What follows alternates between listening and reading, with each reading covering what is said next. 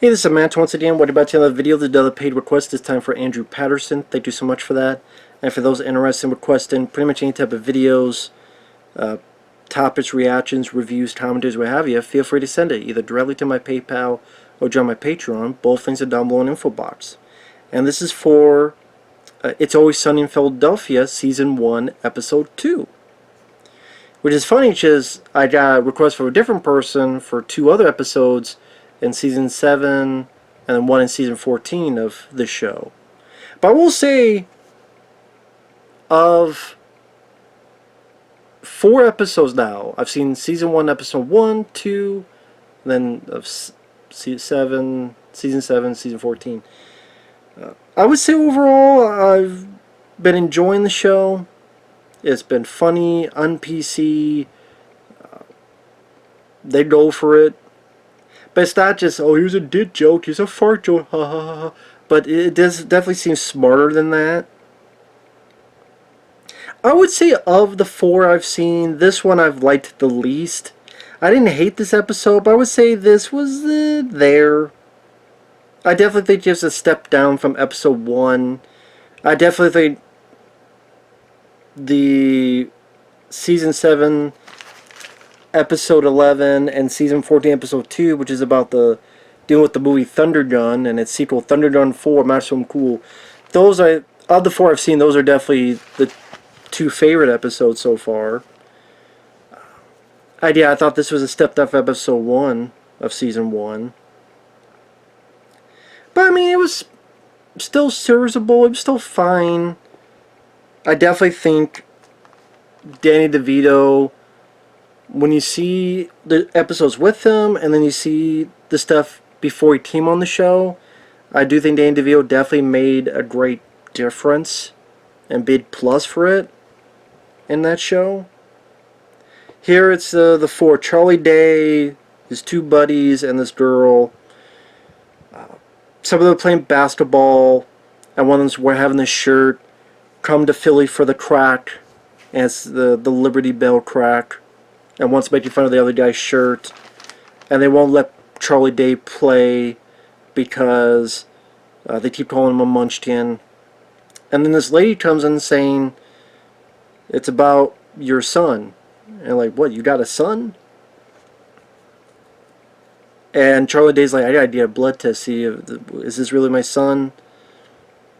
And the kid's, what, maybe 10 years or so old at this point, takes him to this clinic to get a blood test done, while his buddy's there, and you have this one woman, hey, I'll give you $10 for a blowjob.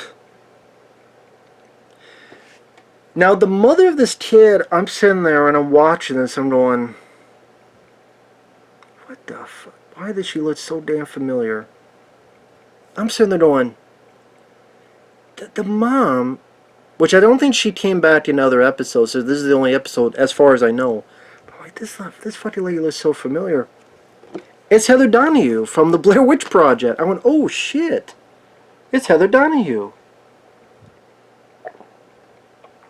And I'm a big fan of the original Blair Witch Project, so it was great to see her. I mean, playing a very different role, but it was nice to see her, you know, in other stuff. Just as on a side note, that's what sad thing that happened while a lot of those Blair Witch, the 3 actors, they did movies afterward, but it was never that big because that movie got, people were so pissed off, it's not real, and they took it out on the actors, and that wasn't fair. Those actors did a great job, they made it feel real, and I still love that movie. There should be a fucking documentary, there should be a loaded Blu-ray, whatever the hell, new format, with special features up the ass and a full-length, at least a full-length documentary at least. Like a newer documentary, I should say, a newer full-length. Anyway, going off tangent, but great to see Heather Donahue in there. That was cool. So pretty much while Charlie Day and his buddies trying to deal with this kid, and at one point they go to a mall, the other guy and this girl talk about these protests of abortion, and a guy goes there to help him get laid, honestly, or to hopefully get laid. and it takes the other buddy who leads Charlie Day to these, and because the one guy's with one group, this lady almost immediately becomes infatuated with him, while this other guy's on the other group, and the ladies just give him the damn stink eye. I know that whole thing there, I did what they were doing, but I was just indifferent. Maybe the timing, because this whole Roe versus Wade thing is such in the air, I just didn't want to hear about any sides to it, because it was all over the damn news. I don't want to hear any sides. Has nothing to do with me, because I don't have a baby, and I'm not getting an abortion, and I didn't get anyone pregnant. Doesn't know to be smart enough that you just pull out, and there's a mouth, and there's a face, and there's a butt crack. You do it all you want, or a napkin, or a Kleenex, or a condom. Maybe I just didn't want to hear about any of that, and it wasn't preachy or anything. It was barely them they get laid. I did like the bit, spoilers, where the one girl tells the guy that she's pregnant, and then he freaks out, and then she's like, I'm not pregnant. It was a test. And the guy is like, it was a test? And I failed? Like the look of it, and I failed? Like this, like, oh, I fucked up, cringe look on his face, and then she drives off. I don't know who that guy is. He looks like an old, thinner Haley Joel Osment with the beard. I don't know why. It's not him, but if Haley Joel Osment grew up and was thin with and a beard, like, I don't know, for some reason he looks kind of like him. I don't know why I think that. And then the other is just Charlie Day hanging out with this kid who's a complete fucking twerp. Maybe that's another thing. I got so annoyed with this kid. I agree with Charlie Day where after the spit, Charlie Day goes, "Oh, smash your face into a jelly." I liked his line reading. Charlie Day is much more entertaining here than in those Pacific Rim movies. And what was it, Fist Fight? The Ice Cube movie? I guess it's just the way you have to find the right script. Like Charlie Day in Pacific Rim and Pacific Rim 2, and again the Fist Fight, he's the lead with. He was irritating, he was annoying, he wasn't funny.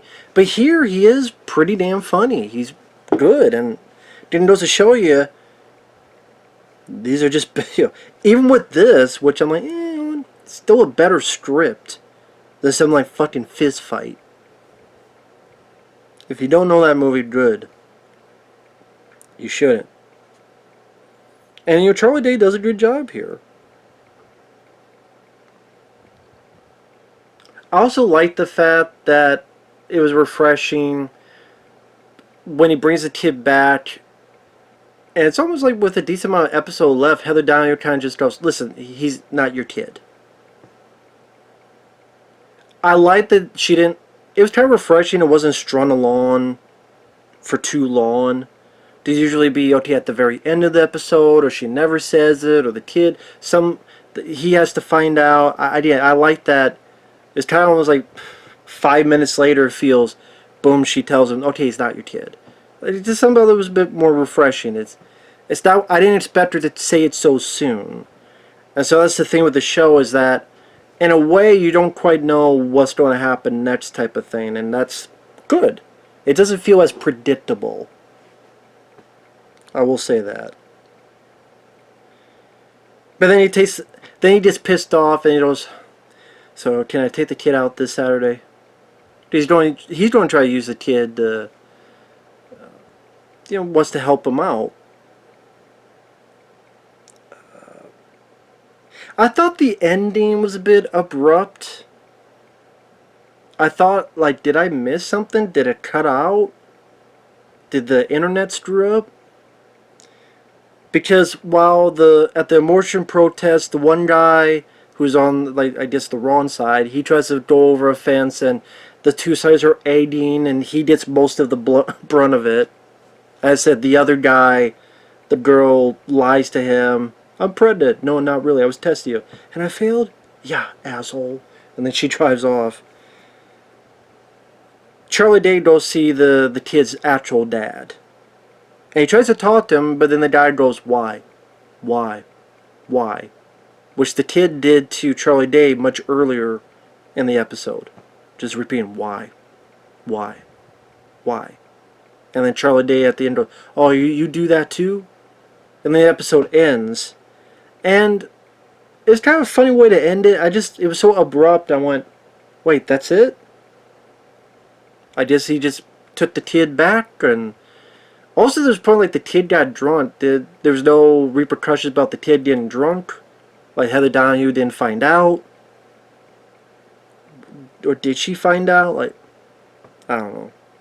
I thought I missed something. Or I thought, what the fuck? Did it just cut out?